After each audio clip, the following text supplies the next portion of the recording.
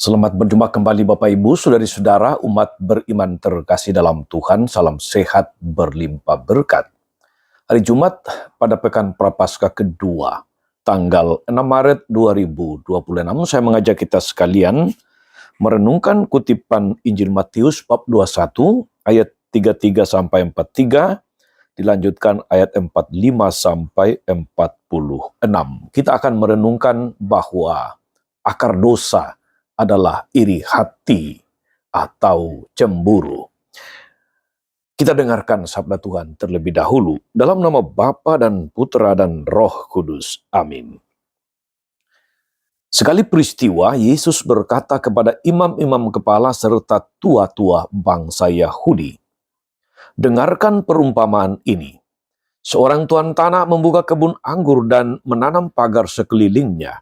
Dia menggali lubang tempat memeras anggur dan mendirikan menara jaga di dalam kebun itu. Kemudian ia menyewakan kebun itu kepada penggarap-penggarap lalu berangkat ke negeri lain. Ketika hampir tiba musim petik, ia menyuruh hamba-hambanya kepada penggarap-penggarap itu untuk menerima hasil yang menjadi bagiannya. Tetapi para penjaga menangkap hamba-hamba itu, yang seorang mereka pukul, yang lain mereka bunuh, dan yang lain lagi mereka lempari dengan batu. Kemudian Tuhan itu menyuruh pula hamba-hamba yang lain lebih banyak daripada yang semula. Tetapi mereka pun diperlakukan sama seperti kawan-kawan mereka.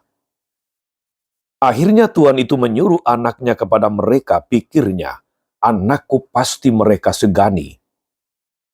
Tetapi ketika para penggarap melihat anak itu, mereka berkata seorang kepada yang lain, dia adalah ahli waris, mari kita bunuh dia. Dan melemparkannya keluar kebun anggur itu lalu membunuhnya. Maka apabila tuan kebun anggur itu datang, apakah yang akan dilakukannya dengan penggarap-penggarap itu? Kata imam-imam kepala dan tua-tua itu kepada Yesus, ia akan membinasakan orang-orang jahat itu dan kebun anggurnya akan disewakan kepada penggarap-penggarap lain yang akan menyerahkan hasil kepadanya pada waktunya.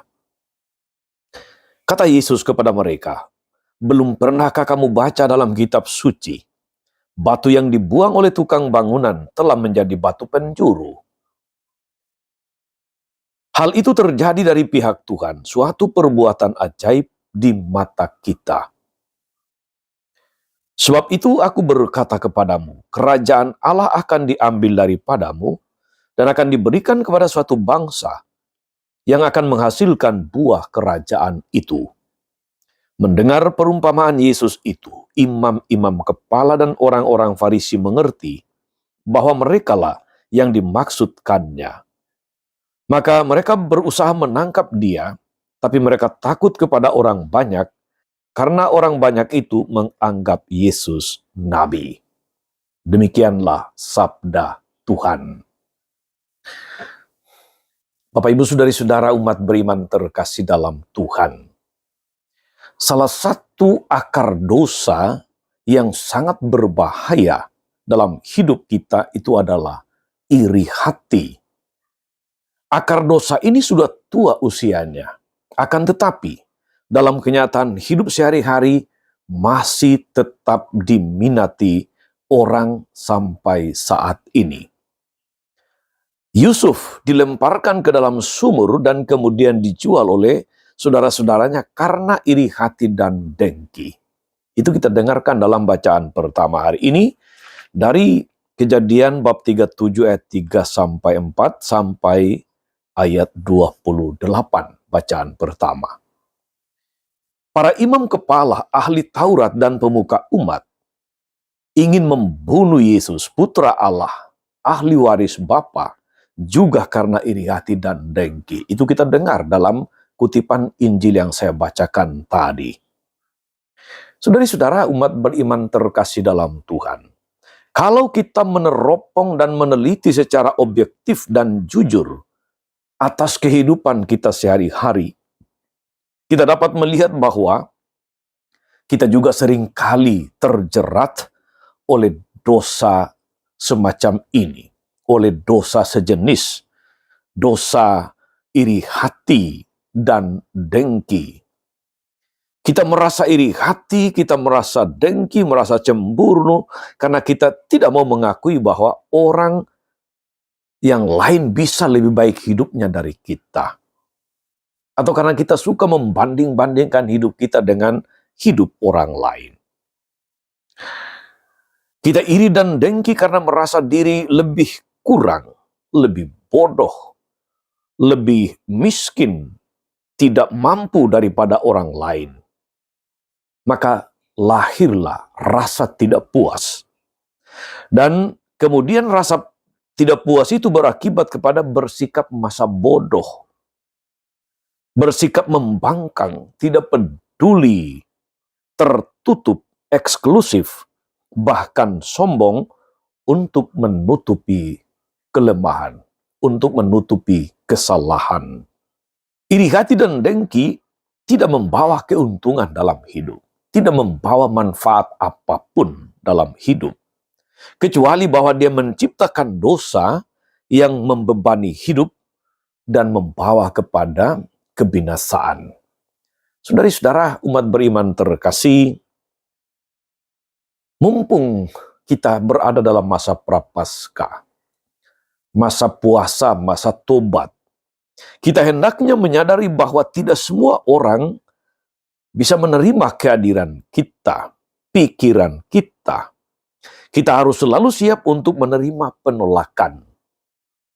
Tetapi penolakan tidak boleh menjadi alasan untuk mundur dari tugas kenabian dan karya pelayanan kasih Tuhan bagi sesama.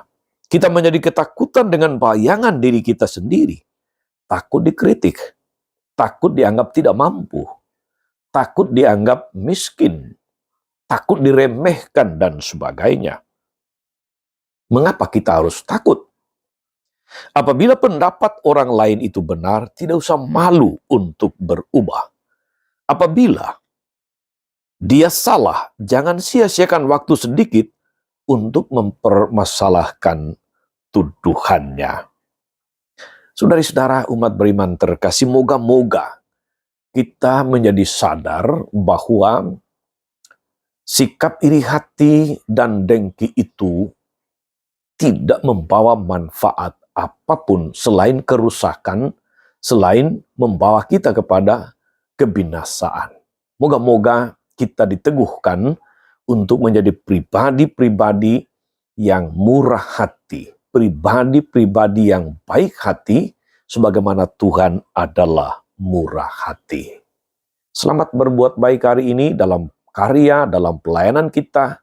Tuhan Yesus memberkati. Amin. Tuhan Yesus Kristus, kami bersyukur atas firman-Mu yang meneguhkan kami untuk mewaspadai akan sikap iri hati dan dengki yang bisa saja bercokol dalam hati kami dan mempengaruhi segala macam sikap, tindakan, ucapan, dan keputusan-keputusan yang kami ambil. Kuatkan kami agar dalam masa prapaskah ini, kami boleh waspada, kami boleh senantiasa berjaga-jaga dan bertobat. Supaya Engkau senantiasa mengasihi orang yang murah hati. Terpujilah Engkau Tuhan sepanjang segala masa. Amin. Saudari-saudara sekalian, berkat Allah turun atas saudari-saudara, atas mereka yang kita doakan atau kita janjikan doa. Mereka yang sakit dan menderita. Segala rencana, karya, dan pelayanan hari ini, Bapa dan Putra dan Roh Kudus. Amin. Tetap sehat, teruslah menjadi berkat.